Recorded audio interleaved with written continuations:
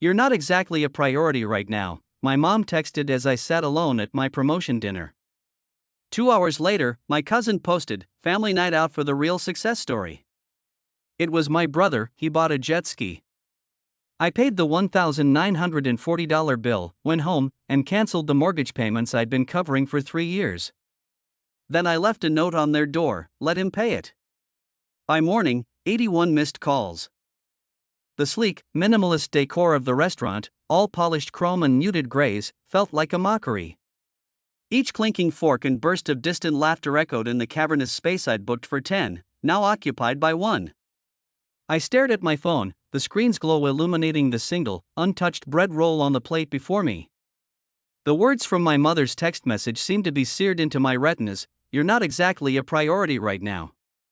It was a punch to the gut, a cold, hard dismissal that extinguished the flickering flame of excitement I'd been nursing all week.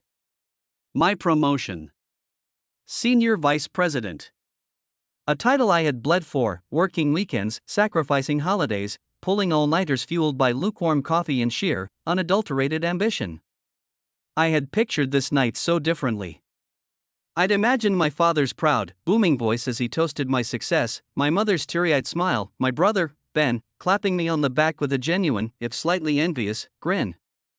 I'd even invited my aunt, uncle, and cousin, wanting to share this milestone, this proof that all my hard work had finally paid off, with the people who were supposed to be my biggest cheerleaders. But the table remained empty, the 10 place settings a stark reminder of my solitude. I had called them an hour ago, a knot of anxiety tightening in my stomach when no one had arrived. My dad answered, his voice rushed. "Something's come up, kiddo. We're running a bit late." I could hear the cacophony of excited chatter in the background, a sound that didn't quite fit the picture of a minor delay. I tried to swallow my disappointment, telling myself they'd be here soon. Then came the text from my mom, a digital slap in the face that left me breathless. Not a priority. The words ricocheted around in my head, each echo chipping away at my carefully constructed composure. I had been a priority when their mortgage was on the line, when the bank was threatening foreclosure. For 3 years, a significant portion of my salary had been silently diverted to their account, a secret I kept, a burden I shouldered without complaint. I did it because they were my family, because I loved them, because I believed that's what you do for the people you care about. I had been a priority when Ben needed his college tuition paid, when his car broke down, when he decided to backpack through Europe on a whim. I was the reliable one, the responsible one, the one they could always count on. But my success, my moment in the sun, was apparently not important enough to warrant their presence. The waiter, a kind-faced man with sympathetic eyes, approached my table for the 3rd time. "Would you like to order, sir? Or perhaps another drink while you wait?" I managed a weak smile, the muscles in my face feeling stiff and unfamiliar. "I think I'll just have the check for the reservation fee." I couldn't bear to sit there any longer, the ghost of my imagined celebration haunting the empty chairs. As I waited for the bill, a notification lit up my phone. It was a new post from my cousin, Jessica. My heart, already bruised and battered, sank a little further. I clicked on it, a morbid curiosity compelling me to witness the source of my family's distraction. The picture was a vibrant, chaotic explosion of joy. My entire family, Mom, Dad, Ben, my aunt, uncle, and Jessica, were crowded around a gleaming, cherry-red jet ski. They were all grinning from ear to ear, their faces flushed with excitement. Ben was perched on the seat, his arms raised in a triumphant V, the very picture of a conquering hero. The caption, a string of celebratory emojis accompanying the words, was the final, devastating blow: "Family night out for the real success story." So proud of my cousin Ben on his new toy. The real success story. The words twisted in my gut like a knife. My promotion, the culmination of years of relentless effort, was nothing compared to my brother's impulsive purchase of a recreational vehicle. I felt a sudden, chilling clarity. It wasn't that they were running late. It wasn't that something had come up. They had chosen. They had actively chosen to celebrate Ben's frivolous acquisition over my hard-won achievement. The anger came then, a white-hot wave that seared through the fog of my hurt and disappointment. It was a righteous, cleansing fire, burning away the years of self-doubt and the desperate need for their approval. I had been a fool, a blind, naive fool, pouring my love, my money, my very soul into a bottomless pit of their indifference. I looked at the bill the waiter had discreetly placed on the table. The reservation fee, the bottle of champagne I'd pre-ordered, the appetizers I'd hoped to share, it all amounted to a staggering $1,940.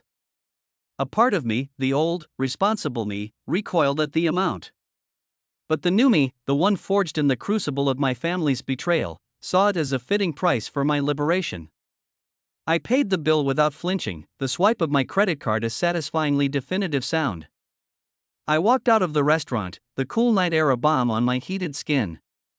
I didn't go home, not to my empty apartment that suddenly felt more like a sanctuary than a prison. I drove to my parents' house, the house I had saved, the house that was no longer a symbol of my love but a monument to my foolishness. I parked across the street, watching the darkened windows, my heart a steady, rhythmic drum against my ribs. I took out my phone, my fingers moving with a newfound certainty. I logged into my bank account, my eyes scanning the familiar interface until I found the recurring payment, the one that had been a silent testament to my devotion for 3 long years. With a single, decisive tap, I canceled it. A weight I hadn't even realized I was carrying lifted from my shoulders. I felt lighter, freer, as if I had shed a skin I had outgrown long ago. I wrote a note, the words flowing from a place of deep, unassailable conviction. It was short, simple, and to the point, let him pay it. I walked up to their front door, the familiar creak of the gate a jarring reminder of a life I was leaving behind. I tucked the note into the handle, a final, symbolic act of severing the ties that had bound me for so long. The next morning, I woke up to a cacophony of notifications. 81 missed calls. A torrent of frantic text messages.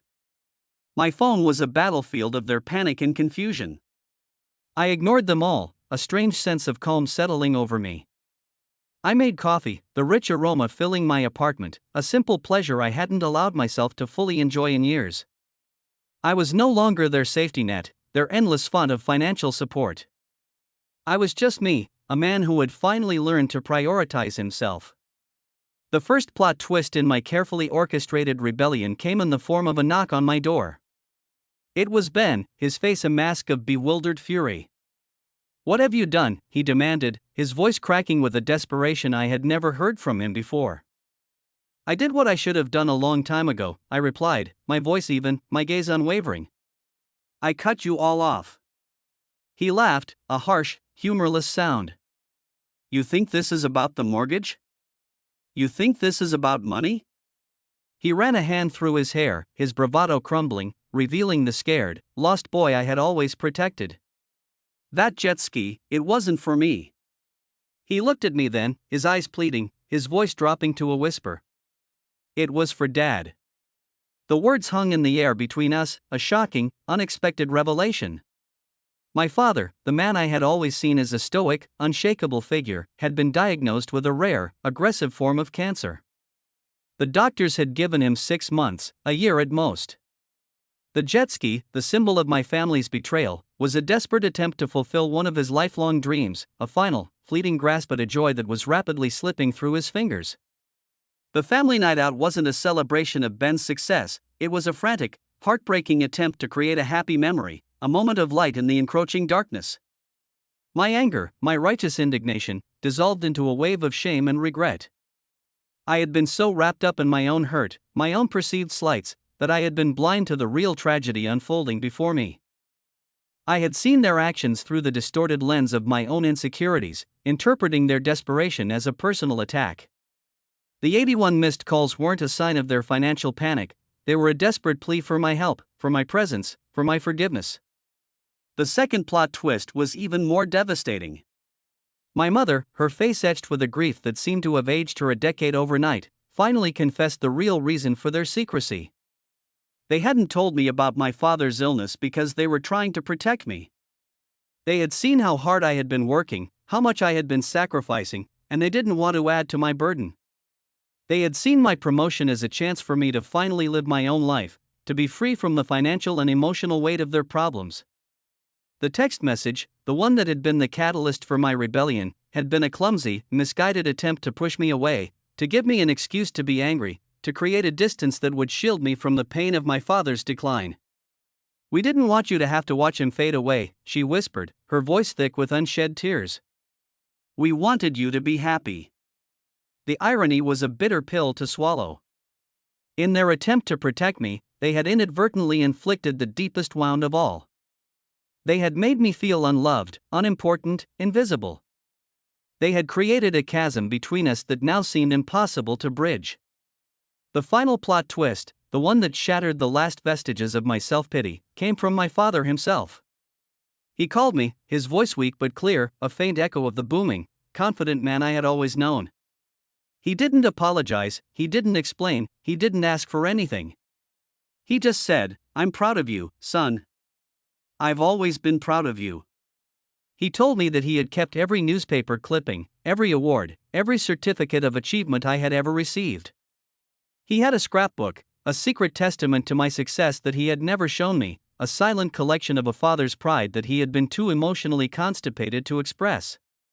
He told me that he had been bragging about my promotion to all his friends, his voice filled with a genuine, heartfelt admiration that I had never heard before. He told me that he loved me. The three words I had been so desperate to hear, the words that I had believed were the key to my happiness, finally came, not in a moment of triumph, but in a moment of profound, heartbreaking loss. I went to them then, my heart a tangled mess of love, guilt, and a grief so profound it felt like a physical weight. I saw the fear in my father's eyes, the exhaustion in my mother's, the desperate, pleading hope in Ben's. I saw the family I had almost lost, the family I had so spectacularly misunderstood. The mortgage was reinstated, the jet ski was returned, and the money was redirected to a new, more important cause, my father's treatment. We found the best doctors, the most advanced therapies, the most promising clinical trials. We fought, all of us, together, a united front against the insidious disease that was trying to tear us apart. The road ahead was long and uncertain.